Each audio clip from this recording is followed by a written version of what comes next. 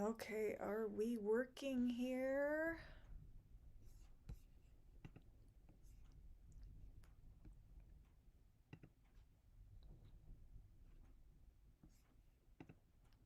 Okay, here we are. Finally. Finally, it's working. Okay. So, hopefully, we're not going to be dealing with too many interruptions or difficulties. Please let me know in the chat if there's any issues with the quality, either audio or visual. There is a storm going outside. Perhaps Thor and Jord are having some fun out there.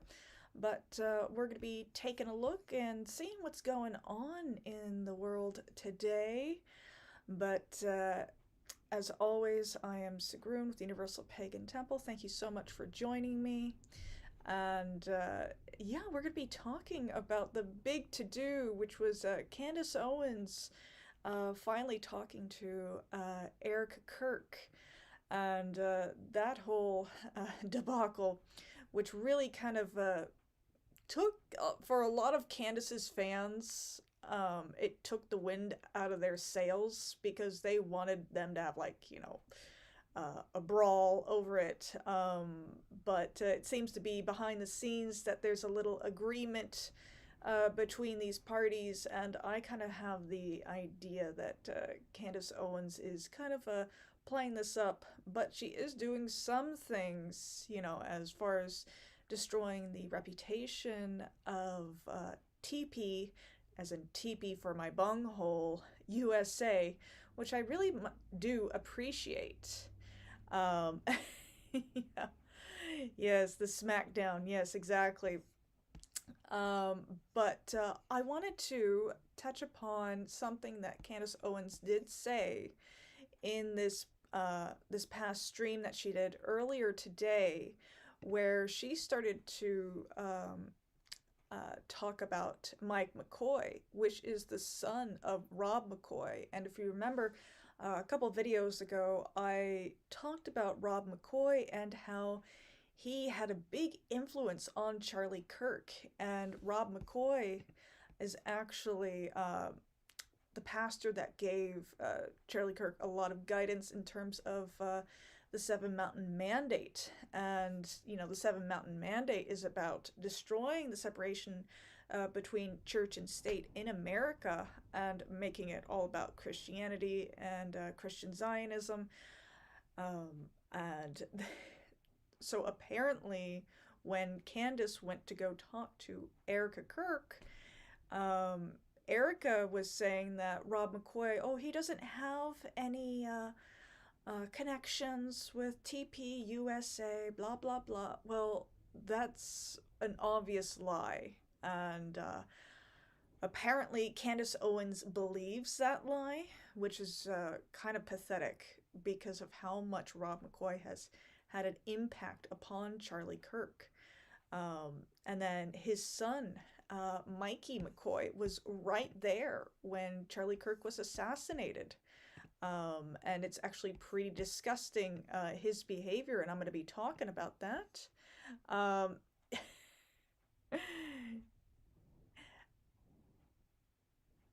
how hard can it be for them to fight? Women rarely get along. Yes, and about that, so speaking on the astrology side, that Erika is a Scorpio, but as I mentioned on X the other day, that Erika doesn't have a place of birth. So apparently, whoever her handler is smart enough to tell her, don't list your place of birth, just your date of birth. So an astrologer can't look it up. But with Candance, she's a Taurus, and those are, opposites.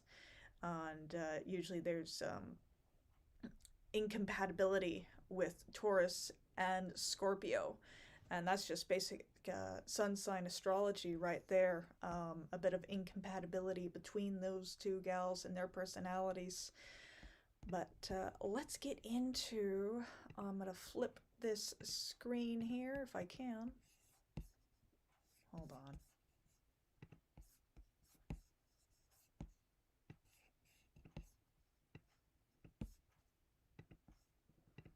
Okay, there we go.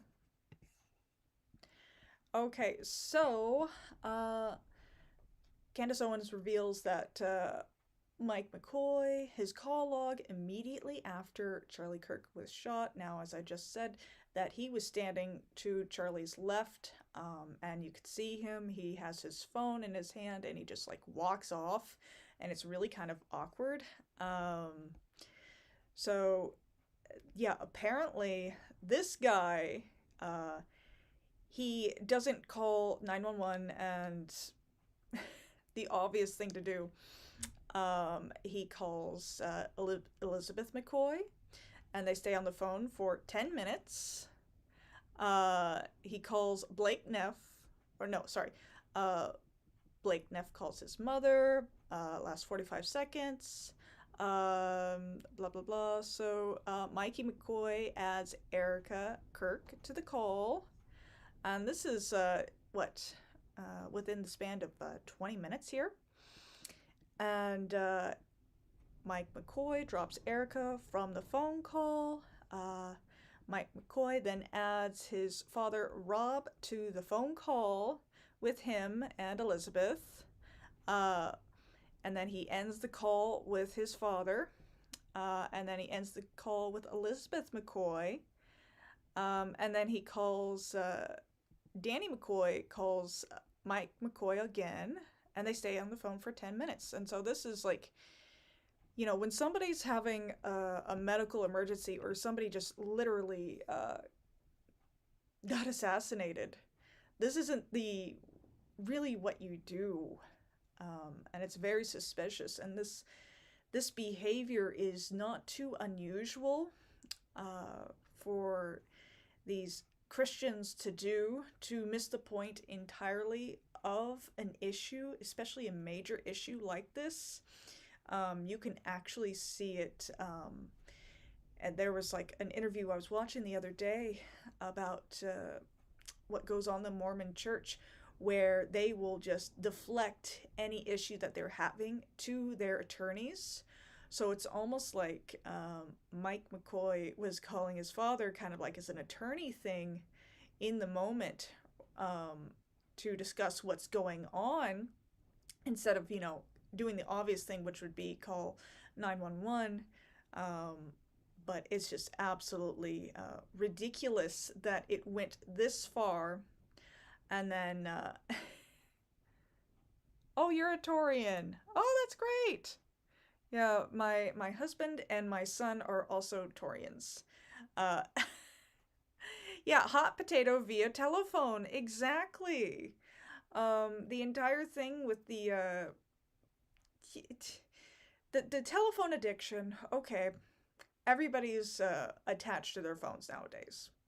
That's just the long and the short of it. But we have to keep in mind, when something this major is going on, we need to drop what we're doing and be in the moment and actually, you know, help your friend. And like, yeah, as far as Candance saying that, yeah, what she believes Erika Kirk about Rob McCoy, I don't buy that for a second. And apparently, she's getting buried in the comments section, that people are very upset that she even kind of bent the knee to TP USA to do this interview, and it was done behind closed doors, not streamed at all. I mean, come on, both of these, you know, Erika Kirk, TP USA, and Candance Owens could have done with a large, you know, geez, that would have been like 1 million people watching that stream. Come on, think of the money, you guys.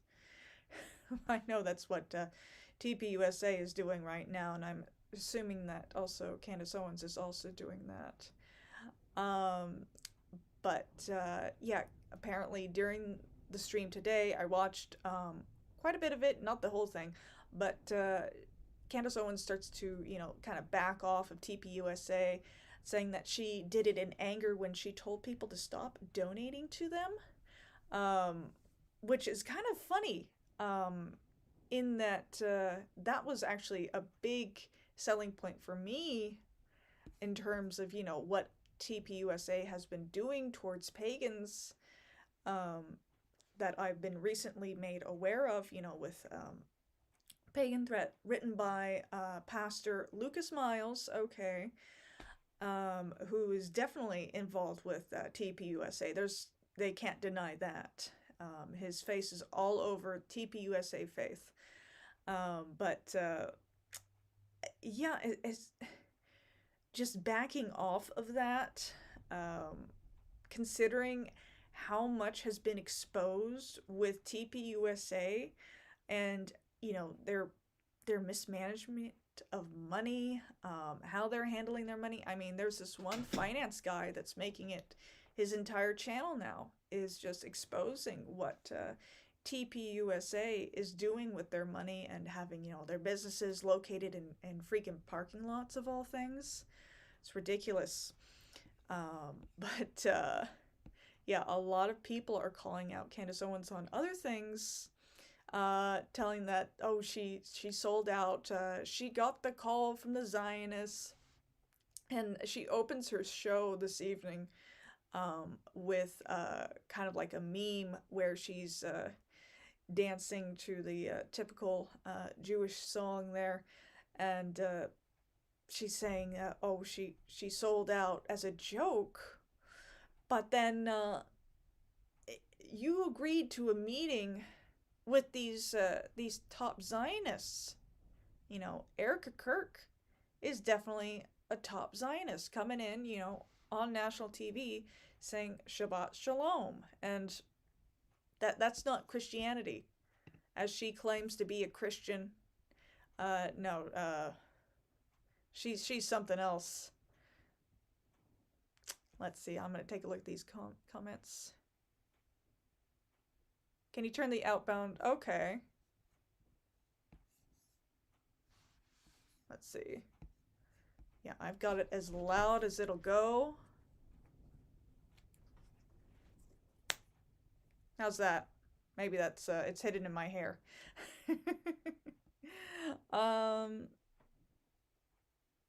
Let's see here. Yeah, exactly. They knew that they were gonna kill him. Yeah. So, as far as that goes, yeah, I was gonna talk about that as well. Let's see here. I had another tab open here.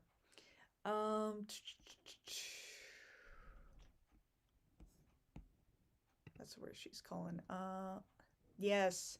So Candance Owens reveals Erika Kirk told her that Charlie did text Andrew Colvett and Dan Flood the night before he was murdered, that he was worried the left was going to kill him.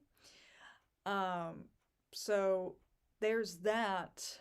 But I think in the text messages that they revealed that they didn't say the left. But yeah, they knew. And then it kind of popped into my head where Erika Kirk was worried about these so-called Etsy witches placing a curse on Charlie Kirk a couple of days before, because there was this article in the feminist publication Jezebel that they were, they hired 2 Etsy witches to curse Charlie Kirk. And if you've ever taken a look at Etsy and the prices for curses, those curses are not going to do anything. I mean, they're charging chump change for a curse, and for a curse you actually have to do quite a bit of work, and you're not going a curse for $15 isn't going to be very effective, and you're not supposed to curse anybody that you don't know personally, or they haven't done anything to you directly as well. Yes, exactly. Yeah, the whole thing is something else. This entire situation, it is kind of feeling like a made-for-TV drama, and I guess because it's the end of the year, they're turning it up. They want to just destroy the right, But yeah, this year's election cycle, or next year's 2026, we're actually going to find out exactly how much this is going to be impacting it. And I don't think it's going to be impacting it at all. You know, that's been Tim Stool's entire thing was being upset with Candance Owens for tearing the right apart. No, people are angry with Trump over the economy, his support of Israel, not keeping his campaign promises. That's what they're angry about.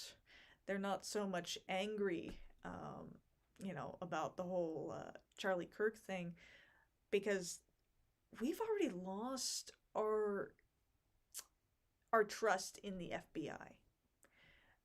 The trust in the CIA as well is not there.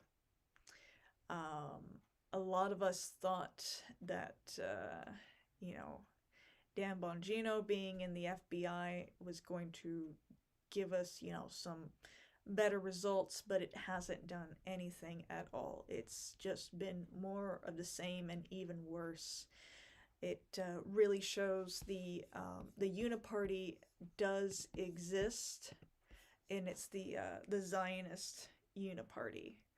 And you know, as a pagan at this point, you know, I've said it before, I'm going to say it again, perhaps it'll turn into a meme on this channel, is that I have the political leanings of Treebeard in Lord of the Rings. You know, in the books, his name was actually Fangorn, and it was Fangorn's Forest, where he said to one of the hobbits, I think it was Pippin, that he said, side, I'm on no one's side, because nobody's on my side.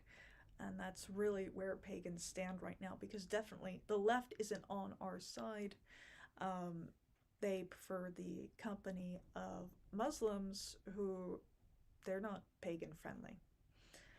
And on the right, you know, they have the Zionists and the Christian nationalists, which, you know, you may agree with me, you may not agree with me, where the Christians, they will try to take over America if they can.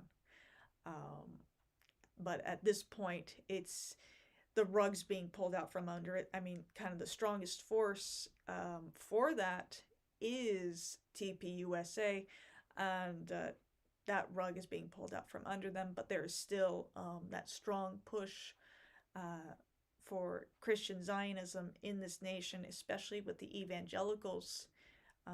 They still would like to run the show, just in terms of their greed and their money. Let's see here. Yeah, thank you. I would love to talk to Thomas Sheridan, but unfortunately, my hours are really not friendly to other people coming on the stream, because like I can do like Sundays and Mondays, and it's only particular times of the day, and then the rest of the time of the week it's 8:30 p.m. Pacific Standard Time, which, oh geez, that's like early in the morning for Thomas in Ireland. But at some point I should arrange that. That would be cool. Yeah, but as far as that goes, the entire thing with Zionism and with Christianity, Islam in America, and being pagans, we have to keep our eyes on them, because they're always trying to, you know, pull shit. But yeah.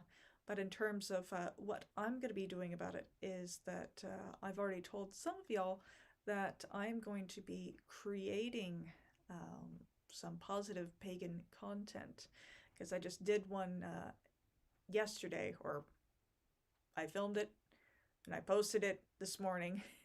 I edited it and took it about 2 hours to edit. But yeah, top 10 tips for the beginner in paganism.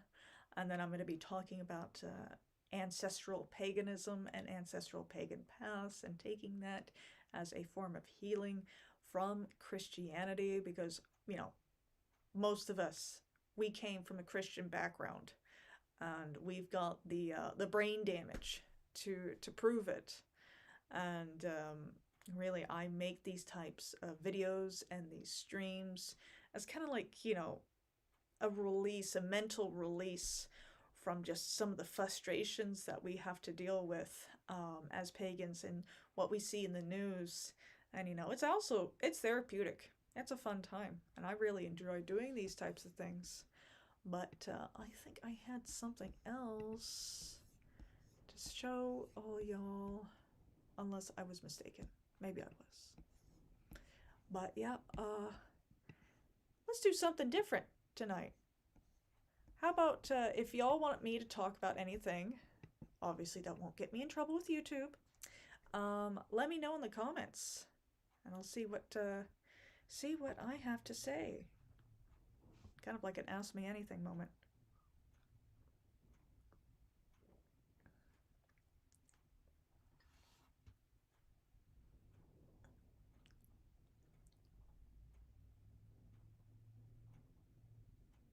So, curious question.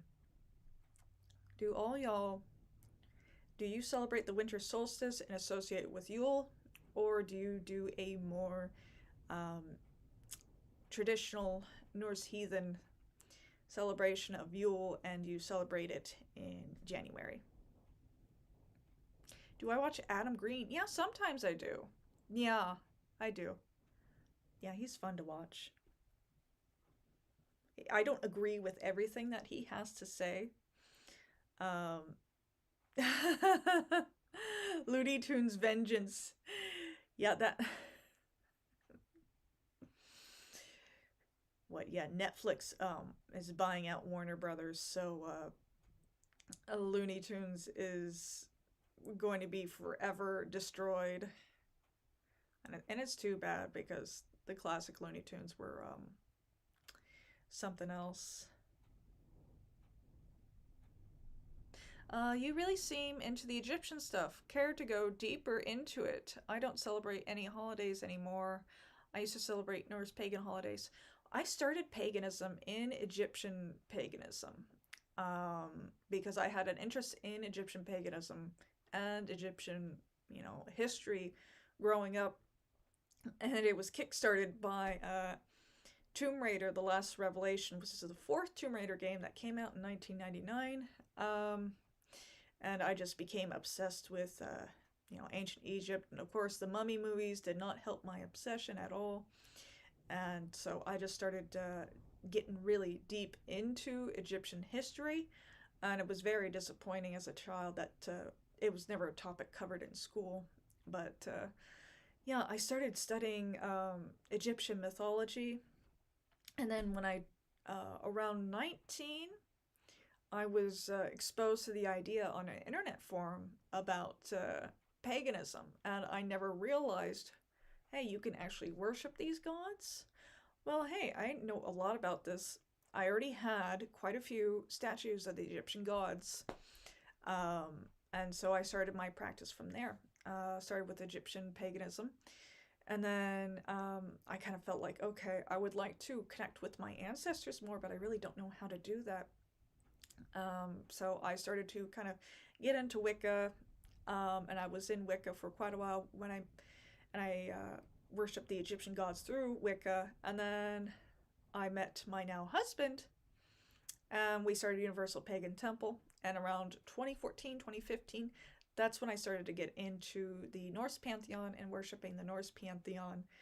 And then in 2019, I started taking classes with Freya Aswynn, and so that's where my runic knowledge comes from. It's from Freya Aswynn. But as far as the Egyptian pantheon, it's always very near and dear to my heart, even though there's not a drop of Egyptian blood in me. But perhaps that's a past life thing. That's, much farther back. But yeah. Let's see here. Oh, the AFA Hoff for Yule this weekend. Cool.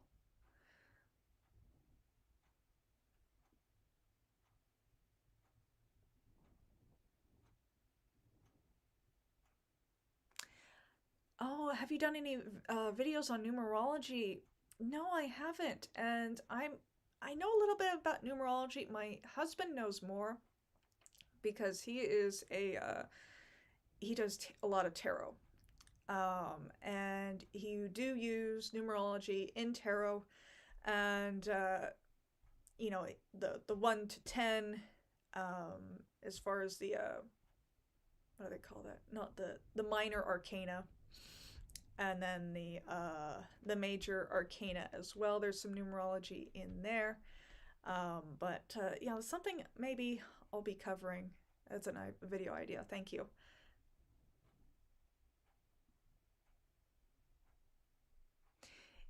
Yeah, the Egyptian gods, yeah, they did introduce me to my ancestral gods, or they, at least, they got me started into paganism, and I still call upon them and give them offerings. Although the way you do an Egyptian ritual versus a Norse ritual, you know, like a bloat, is completely different. The Egyptian rituals, it, if I explain it to, you know, the average Wiccan or heathen, they're gonna say that is way too much cleaning. The Egyptians are the ancient Egyptians were very much about being cleanly, where, you know, you wash your mouth out, you take a bath. The priests would, you know, shave their heads completely bald and even their eyebrows. No body hair. So when you see Imhotep in the Mummy movies, he's nearly historically accurate, except for the eyebrow hair. But yeah, the you have this compound called the natron, which is in Egypt, but you can't ship it out. But it's basically baking soda and kosher salt, and you mix that together, and there's a blessing of the natron, and then there's a blessing for, you know, whatever water that you're going to be using to wash with your bath, or the water that you use to spit out. So that's clean. Then you have to purify your offerings, purify the ritual space, and it gets involved. And I never did it, but there's a way, the opening of the mouth ceremony, where you can actually have an active statue for the gods, where you invite the god to inhabit a statue of them, where you then have to take care of the god like it's a living person. And I think this is where a lot of the negativity that you see from the Abrahamic faith about idol worship comes from, is how the ancient Egyptians took care of their statues, because they actually housed them, they took care of them, they took them on trips around the town, and it was a big deal. They clothed them, they bathed them, but this opening of the mouth ceremony, it was very important because it was also done on the mummies, so the person could speak in the afterlife as well. And it was like a little, like, it was a stick, but it was shaped like that, and it was brought to the mouth like that. And, you know, it was a certain spell to open the mouth.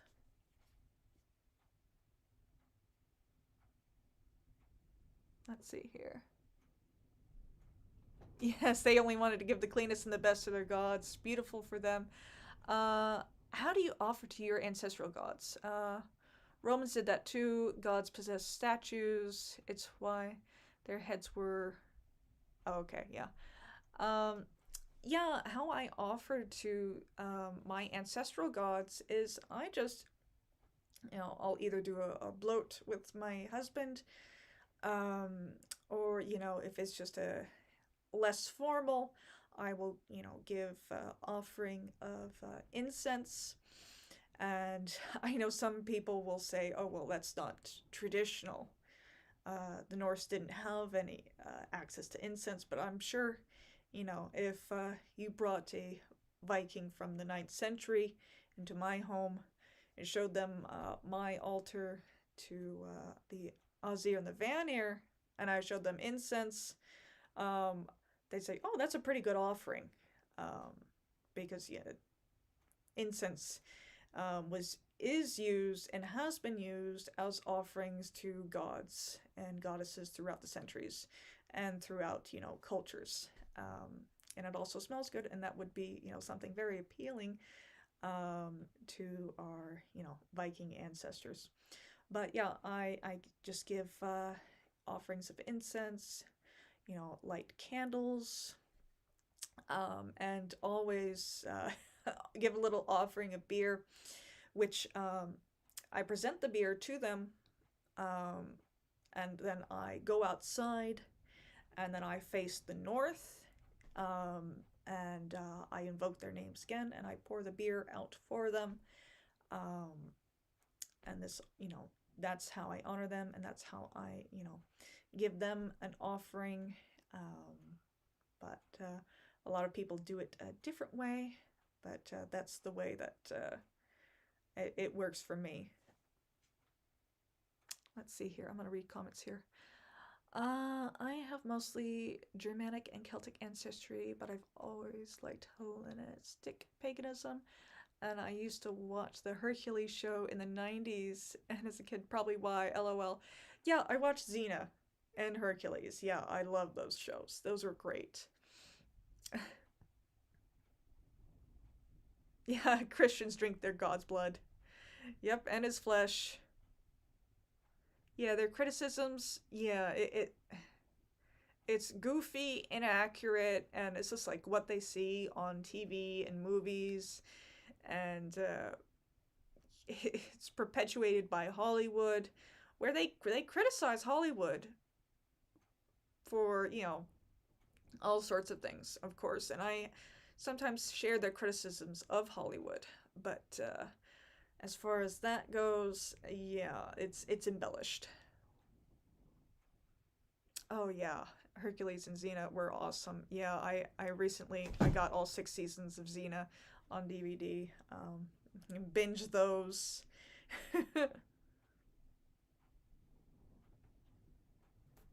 Yeah, Christians removed the heads and the hands of God statues so they couldn't accept offerings. Roman practice. Something kind of similar happened in Egypt, with former pharaohs that were looked upon not very well, where they would chisel their name out of documents, or destroy their face on their statues, because if you remove somebody's name from history, it was thought that they would cease to exist. But now you see all these archaeologists and historians talking about the pharaohs, speaking their names and speaking the name of a deceased person within the within Egyptian paganism, gives them life and sustains them in the afterlife.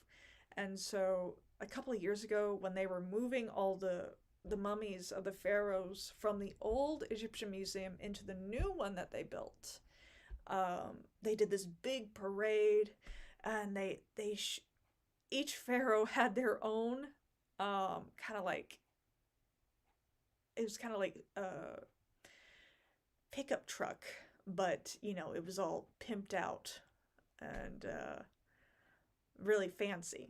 Okay, but they showed, they had the cameras in there showing the pharaoh, their sarcophagus. If they were in the sarcophagus, their name was on the side of the car, and it showed them, going down this parade route, and yeah, that would that's enough to sustain anybody in the afterlife.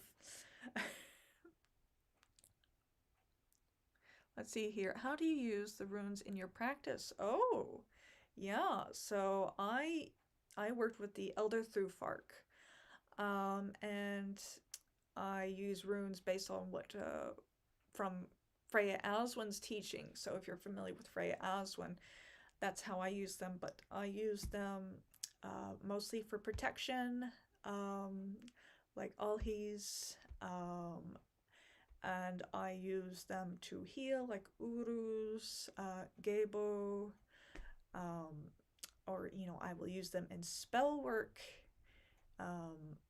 for prosperity, obviously, Fehu, Sowilu, Wunyo, I use that a lot. And I also use them, in addition, for more healing. I actually have a book in the description below, Runes, Healing, and Diet, where I go over how I use the runes in healing, because I've used the runes in healing to a lot of success. Especially, like if you've got nerve pain in a joint anywhere in your body, you can use a bit of Galdr and chant that rune and visualize it, visualize it in red, Wunyo, and it will alleviate that nerve pain. And I've had this sciatic nerve in my right hip that just goes off occasionally, and I just use a little bit of Galdr, and it takes away the pain, 9 times out of 10. And it's a great method. But then I also use, I just wear runes. I got my Fehu right here for a bit of prosperity. I've got my wedding band, is the Elder Thufark, which is actually, I've had this for 10 years now. And that's because I got it a couple months after my husband and I had a hand fasting. And it was off of Etsy from St. Petersburg, and unfortunately he had another one that was in silver. I wanted to get it, but then the whole Ukraine thing happened, so I can't get it, which kind of sucks. But yeah, this is bronze. It's been with me for a long time. Let me see here.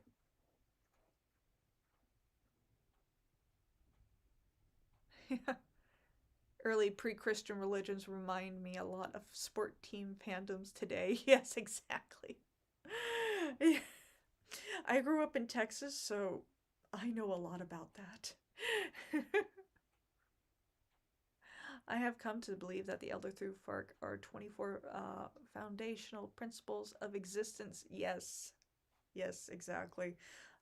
The 3 Ets, especially, where when Freya Aswynn talks about them, the first Et, is about kind of like our mundane existence, issues that we face on a daily basis.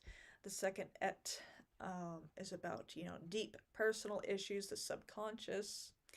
And then the third Et is a kind of a combination of both. And, I end the Thufark in Dagas, and I know some people end it in Othala, which is just fine.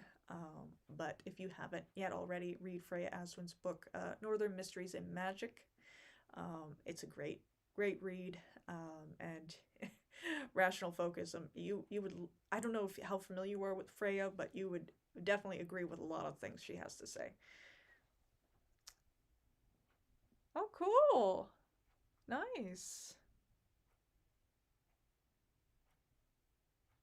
Yeah, manifesting change. Oh, yeah, the runes, that was the first magical system that worked, 9 times out of 10 for me. And it was very much obvious of why they work so well. It's because, it's tied to the ancestry. You could tap right into it. It's fantastic.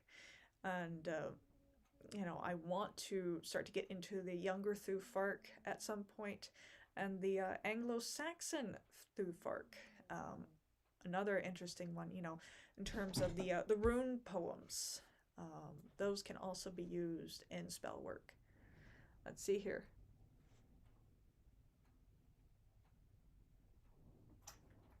Oh, you're watching Dr. Crawford. Yes, exactly. Jackson Crawford. There's a bit of argument in that, but I'm not a historian, and I kind of understand Jackson Crawford in that he is a historian. He's not a practicing pagan. Okay, if you just view these as writing system, that's fine. But, there are people who do, actually believe in these gods and use these runes. in Magick. It is what it is, yeah. But I've been around enough historians. I know the personality.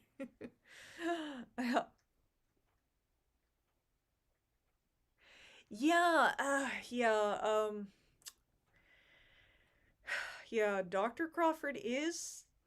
I'm sure there's a reason why he comes off a little mean.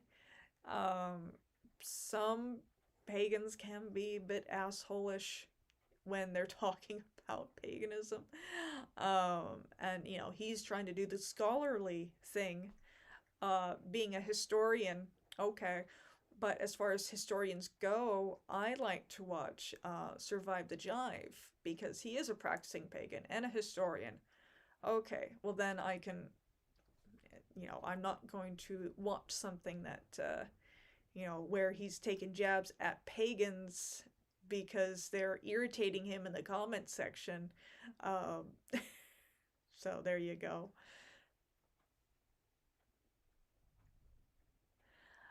Let's see here. Have you ever seen Dr. Richard Carrier's videos debunking Jesus Christianity? No, I haven't. I'll have to take a look at them.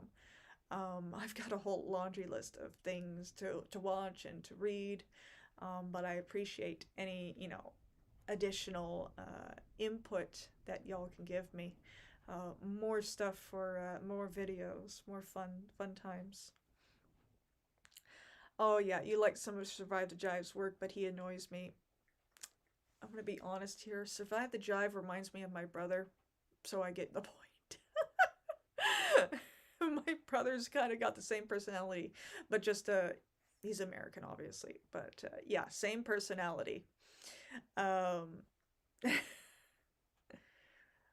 but yeah. Oh. Do y'all have any more questions? Let me take a sip here.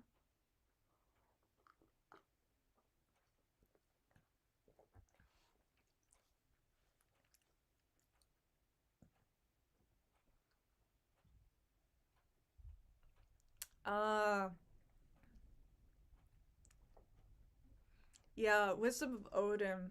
He seems like a nice guy, but I can see why some people don't like him. But yeah, Ocean Kill Toy.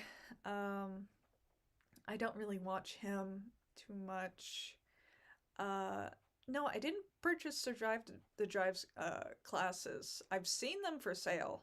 But it's kind of like I'm already established in my own practice. And I understand the way he does things. He does it as historically accurate as he can. And I try not to be too historically accurate because I know things can change, and if things can change, then it's just going to throw off your entire rhythm. As far as things changing, what I mean by that is like new research, and if there's new research, it just throws everything off. So I like to be a little more flexible in my beliefs, and what I practice, where I do integrate new things into it that might not be historically accurate, but it works, and what I'm doing. But try to keep the wording and the names of the gods to what they were when our ancestors worshipped them. Yeah, Freya Norling. Yeah, she's pretty good. Um, yeah, academics subject to change. Oh yeah, I love Norse Magic and Belief. Yeah, he's actually one of my favorite ones. Yeah, because I watch Survive the Jive, but I watch Norse Magic and Beliefs more than I watch Survive the Jive now. Um, yes, he kind of interjects the Norwegian in there sometimes, and my husband and I have been learning Norwegian for the past 2.5 years. So he's all "Velkommen alle sammen," welcome everybody. Okay, yeah, yeah. Could finally get to use my Norwegian here. Yeah. Yeah, the Survive the Jives classes are too expensive, and I always try to keep my prices fair because I know a lot of people, with the way the economies are right now, not just in America, but everywhere else, things are rough. So I try to keep my books reasonably priced. You know, if you want to support the channel, I have reasonable price, you know, to support the channel. If you want to do that as well, I appreciate it. But yeah, last I looked, it was like over $100 USD, and it's like, I can't afford that right now. I've got other things to spend my money on.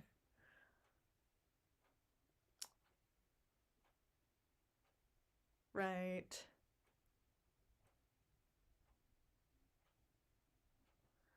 Oh, Ben Balder's son. Oh, that his name seems familiar. Yeah, my books, like I've got a book on Wicca and on Egyptian paganism, and then the runes, healing, and diet.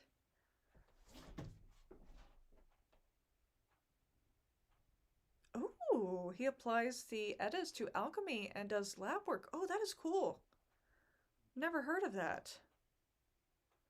Ooh. Then he wasn't who I was thinking of. I was thinking of somebody completely different.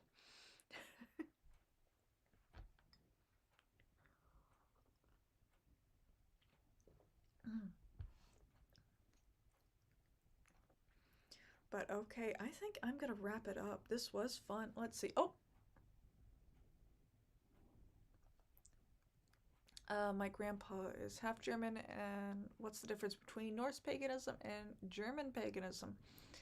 They're pretty much, they've got some similarities and some differences, especially with the names. Whereas, kind of like in Norse paganism, Freya and Frigg are different goddesses, but more in Germanic paganism, they're the same goddess. But yeah, a lot of the stories are the same, but the gods' names are just different. So it's kind of I don't want to say it's like the difference between Greek and Roman paganism, because Germanic, and Norse paganism are closer than that. But yeah, just a little bit of research onto the names. You know, I believe Donner, a name for Thor. And, you know, there's different regional gods within the Norse pantheon, and then different regional gods for the Germanic pantheon. Let's see here. Oh, you've been really into the Egyptian stuff for lately. Yes.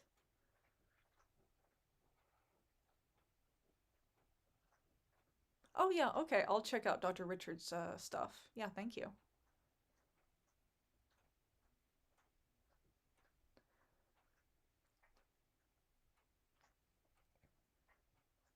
What's my take on the Anglo-Saxons and the Vanir? I haven't heard about that, but I can infer what you're talking about. Um, like in terms of like where the Vanir came from. Um, that was always a discussion between Freya, Aswynn, and I, as where the Vanir came from. Uh, but yeah, the Anglo-Saxons. I've got, you know, English and Norwegian ancestry, and the English ancestry is, you know, Anglo-Saxon. So, yeah, but the difference between even the Anglo-Saxon gods, you know, they have their own names for Odin and Freya. And yeah, speaking of Survived Jive, he has a great, I think, what, 3-part video series that he did like 4 or 5 years ago on the Anglo-Saxon pantheon. Great stuff. But yeah. I'll wait around a couple minutes, see if y'all have anything else to give me. This is fun.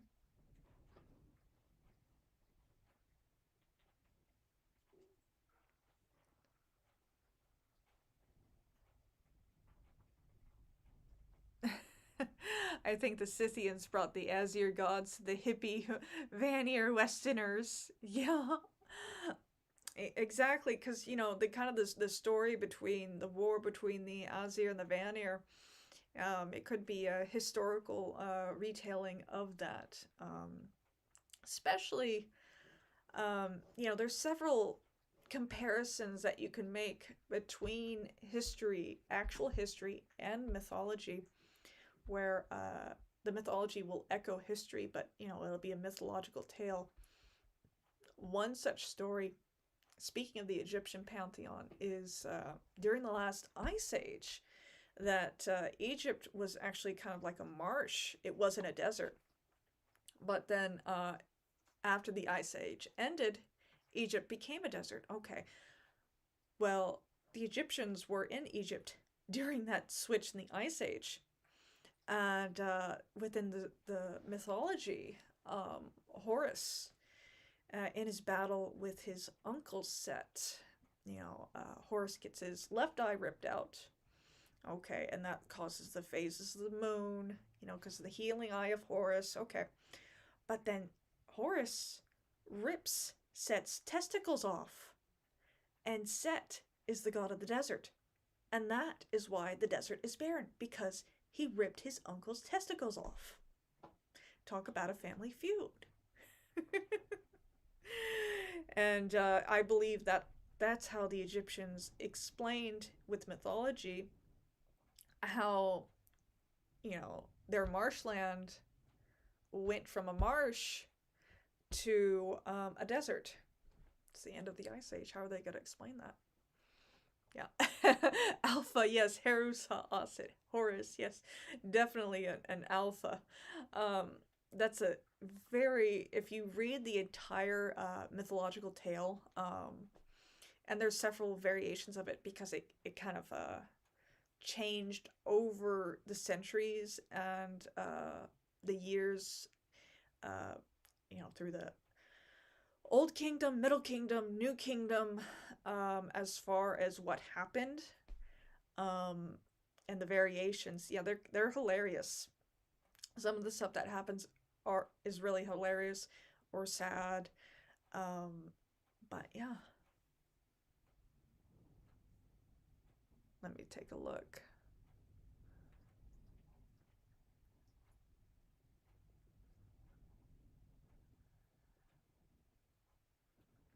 Ah. Yeah, they say like the Anglo-Saxons have a pretty similar DNA to Frisians, but then the Frisians are so tall. I know this because my husband's a Frisian, and from his mother's side, she was 6 feet tall. Um, and my son, when he was born, I forgot how long he was, but he was like the size of a 3-month-old almost. And he was 9 pounds 9 ounces, and that's what caused a lot of my issues that ended up being in my book, the Rune book that I wrote. I tried to explain to the midwife, hey, my husband's Frisian. This baby is going to be big. And she's like, oh, I've delivered plenty of big babies before, but no, my this is Frisian DNA. They're naturally tall. They're huge. And I tried to explain it to them, and they just did not get it. They didn't understand. And the Frisians are actually the rarest group of white people on Earth now. Let me take a look. Speaking of the moon, my wife and I noticed years ago how the light no longer shines vertically. I asked many pagans if they noticed, and none did.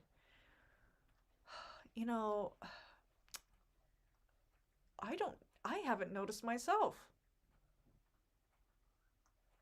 Maybe, like, when did you notice, like, that it changed? I'm tall.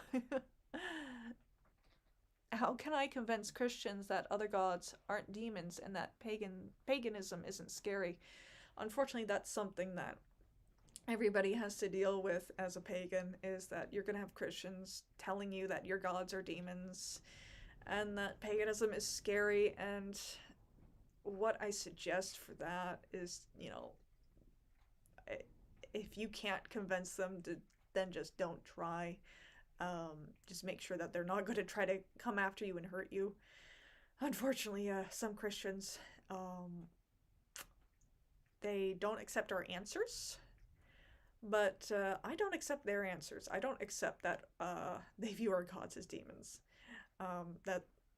That's just their propaganda in their religion, because they don't want you leaving the faith for another god. It's kind of, it is a cult.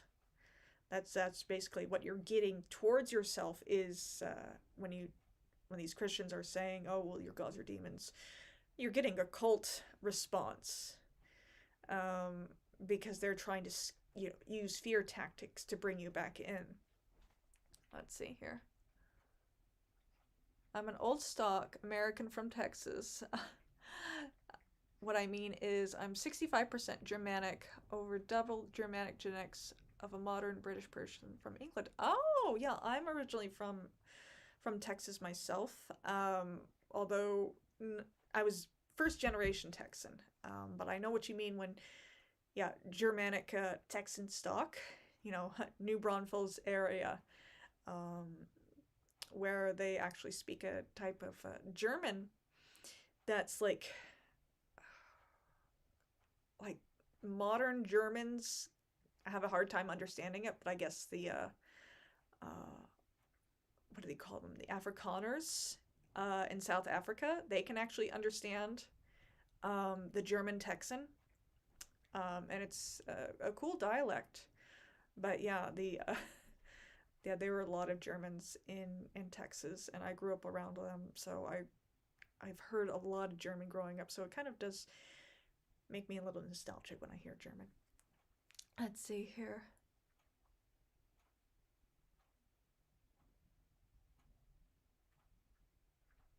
I'm Frisian, Dutch, English, and Scottish. Frisians from the Netherlands. I'm 6'3". My husband is also 6'3".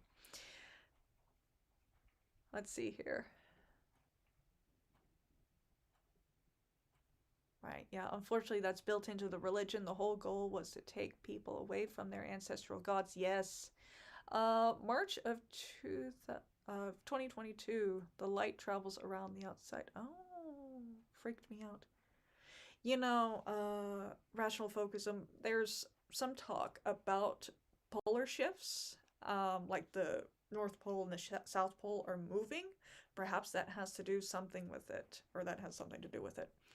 I haven't done too much research onto that myself, but I've heard people talk about it where, like, the sun is setting at a weird time, sun is rising at a weird time, the weather patterns are changing. It's not necessarily global warming. YouTube, please be nice. But yeah, Thomas Sheridan actually brings it up. He's brought it up a couple of times. I'm not sure if he's done so recently, but something, to take a look into.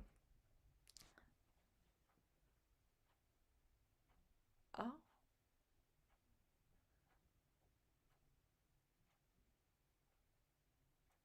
Oh, you're from Central Texas. Yeah, I'm originally from Austin myself, so I know that doesn't really make me a Texan, but I'm from Texas.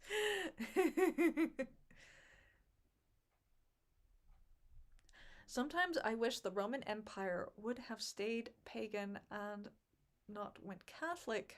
I think Saturnalia would have been kind of fun. It may be all polytheistic. Yes, the Roman Empire, the way that they handled other pantheons, you just pay your dues to Rome and you can worship your gods. I like that. I've always liked that.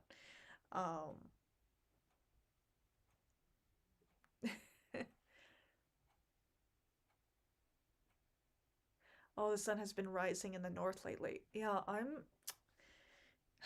I'm in Washington State, and unfortunately, Western Washington, so unfortunately, I don't really pay attention to where the sun's coming from because it's overcast most of the time. There's too many sparkly vampires where I live, Sparkly Mormon vampires. Yeah, as far as my ancestry goes, um, finally, uh, the ancestry site I was using, they finally pulled up my Germanic ancestry, and they were able to locate it to um, where I was, my family on my father's side was from, which was a little town in Luxembourg. They on the kind of like the German side of Luxembourg. Like Luxembourg's kind of like almost split. Like some speak French, some speak German. My family was from the German side, to the point where my grandfather's funeral was in German. So yeah, it was like, I can't remember the name of the town, but they're famous for their donkey statues. I guess they were, the town was kind of like right in the middle of the Battle of the Bulge. Yeah.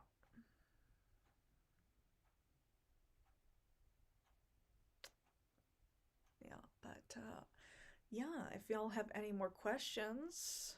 But yeah, this has been a lot of fun. I do enjoy chatting with y'all.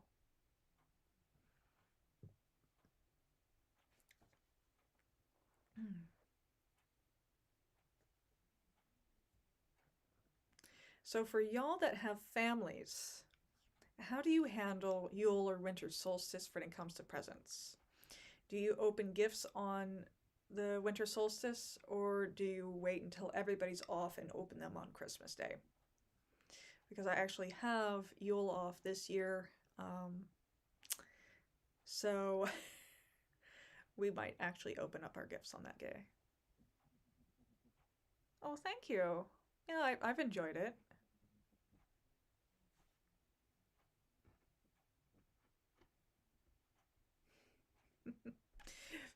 Favorite Xmas traditions? Well, they're all pagan traditions, really. But mine, other than making dinner for Yule, and offering to the gods, and decorating the Yule tree. My favorite is I'll watch my preferred uh, Christmas movie, which is Gremlins. Uh, if anybody has seen that movie, you know what I'm talking about. It is. Oh yeah, it does rain a lot in Washington State. Yeah, especially right now. I'm in Western Washington, and um, there's a in the Olympic mountain range. There's a rainforest, so that's it. It does rain a lot.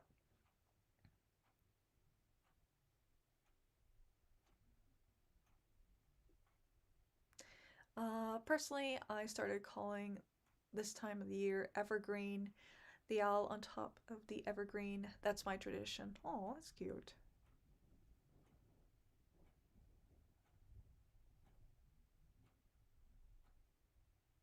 Every year, a slew of videos flood YouTube around this time, reassuring Christians that Christmas is in is not in fact pagan. Yeah, I've seen that. I've seen those. It's absolutely annoying. And then they flood Google with their propaganda to back up their claims. And then if you're trying to find something to, show them, hey, here it is, you got to go through page and page and page, because they pay to be up there on search, or they pay somebody to write that SEO, so it's in there, so they rank on search, and it's really manipulative.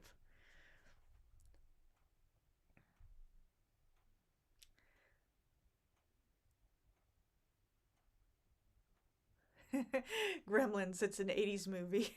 Cute furry monsters that can't eat after midnight or they turn evil. Right. Yes, Gremlins. It's one of my favorite movies growing up as a little girl. Ah, they got to open one present on Yule, the 21st, then the rest on Christmas. There you go. They also have to get Christians celebrating Christmas earlier and earlier every year. It's crazy. Oh yeah, they get they you know uh Christmas is more consumerism than anything now, and it's just like get it over with. I used to work retail, and it was miserable. And then they'd have you come in on Christmas. Now they've stopped doing that with a lot of stores. But I've oh, what was I gonna say? My brain just went kapooped. Uh, oh,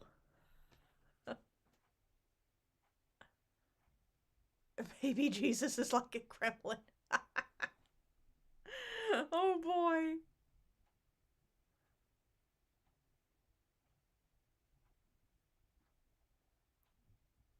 Yeah, oh yeah, that's what I was gonna say. Yeah, with the consumerism of Christmas, you know, having all your Yule decorations up for the proper Yule in January, it's kind of hard. And then a lot of jobs in the States, they won't let you take off time in January. So there you go. By the time it's, proper Yule, the first full moon after the new moon, after the solstice, you're kind of burnt out on all the celebrations anyway. Oh, I've enjoyed this Q&A a lot. Yeah, I do these frequently. If there's like a big news story, I like to cover it. Where it concerns pagans, talk about the political a little bit, let people vent. I vent as well. It's fun, but I do these a couple of times a week. I don't really schedule them too well. I try to put them up a couple hours ahead of time so people know that I'm going to be on. Porky Pig singing Blue Christmas is a classic. Yes.